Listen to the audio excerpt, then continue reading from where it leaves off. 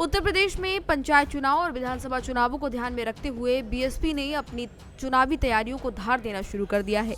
Party supremo Mayawati खुद राजनीति को धार देने में सक्रिय हैं, जबकि उनके भतीजे आकाश आनंद बिहार में पार्टी की चुनावी गतिविधियों की कमान संभाल चुके हैं।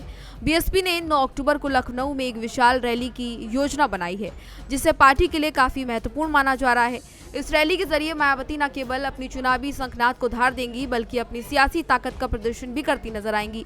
इसके साथ ही आकाश आनंद की औपचारिक रीलॉन्चिंग भी इस कार्यक्रम का मुख्य आकर्षण होगी और पार्टी मिशन 2027 की दिशा में पहला बड़ा संदेश देगी। 9 अक्टूबर को बीएसपी के संस्थापक कांशीराम का परिनिर्वाण दिवस भी है और इस अवसर का उपयोग पार्टी कार्यकर्ताओं को सक्रिय करने और जनता के बीच अपनी राजनीतिक ताकत दिखाने के लिए बीएसपी करेगी। बीएसपी नेताओं का कहना है कि रैली पिछले कई सालों में पार्टी के द्वारा की गई तमाम जो अन्य बड़ी रैलियां हैं उनमें से एक होगी। इस मंच से मायावती एक मुख्य उद्देश्य दलित समुदाय को एकजुट करने में देंगी और साथ ही सर्व समाज विशेषकर अति पिछड़े वर्ग को अपने पाले में लाने की कोशिश में नजर आएंगी। पार्टी का मानना है कि उत्तर प्रदेश में दलित वोटर्स को संविधान और बाबा साहेब अम्बेडकर के नाम पर भ्रमित करने का प्रयास किया जा रहा है। राज्य में लगभग 22% दलित आबादी होने के कारण ये वोट सभी राजनीतिक दलों के लिए काफी ज्यादा अत्यंत महत्वपूर्ण है। तो ऐसे में इस रैली के जरिए बीएसपी अपनी सियासी ताकत का प्रदर्शन करेगी और विरोधियों को ये संकेत देगी कि पार्टी अभी भी दलित और अन्य वर्गों के लिए मजबूती से खड़ी है। रैली में पार्टी के युवा चेहरे के रूप में आकाश आनंद की रीलॉन्चिंग भी विशेष आकर्षण होगी।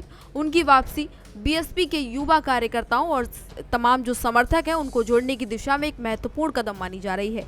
इसके अलावा आकाश आनंद के ससुर और वरिष्ठ नेता अशोक सिद्धार्थ को भी पार्टी में वापसी मिल चुकी है और उन्हें 4 राज्यों की जिम्मेदारी सौंपी गई है।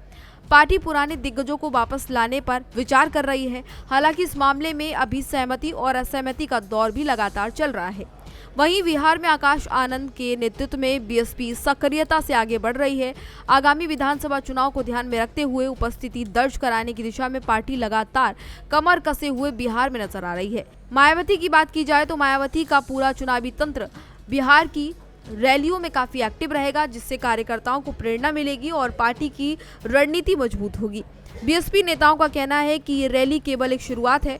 मायावती की दृष्टि में 2027 के विधानसभा चुनाव काफी ज्यादा महत्वपूर्ण है और इस रैली के माध्यम से वे कार्यकर्ताओं में जोश भरने का काम करेंगी और विरोधियों को अपनी ताकत का एहसास कराएंगी।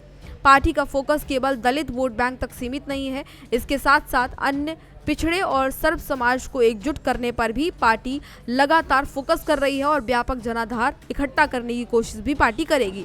लखनऊ में आयोजित होने वाली ये रैली बीएसपी के सियासी पुनर्जन्म का एक प्रतीक मानी जा रही है।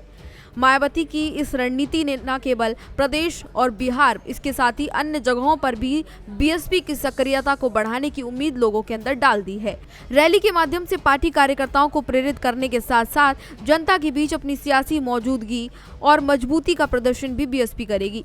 दलित और पिछड़े वर्ग के लोगों के अलावा सर्व समाज को जोड़कर पार्टी 2027 के विधानसभा चुनाव के लिए मजबूत स्थिति बनाने की तैयारी में जुट गई है। ऐसे में बीएसपी की रैली आगामी चुनावों में पार्टी की रणनीति और चुनावी संभावनाओं का निर्धारण करने में निर्णायक साबित हो सकती है। इस जानकारी में फिलहाल इतना ही। मायावती की इस पूरी प्लानिंग को आप किस तरीके से देख रहे हैं? आपको क्या लगता है कि मायावती कितना कामयाब हो पाएंगी? हमें कमेंट बॉक्स में जरूर बताएं। इसी तरह की तमाम और जानकारियों के लिए देखते रहिए भारत एक्सप्रेस यूपी।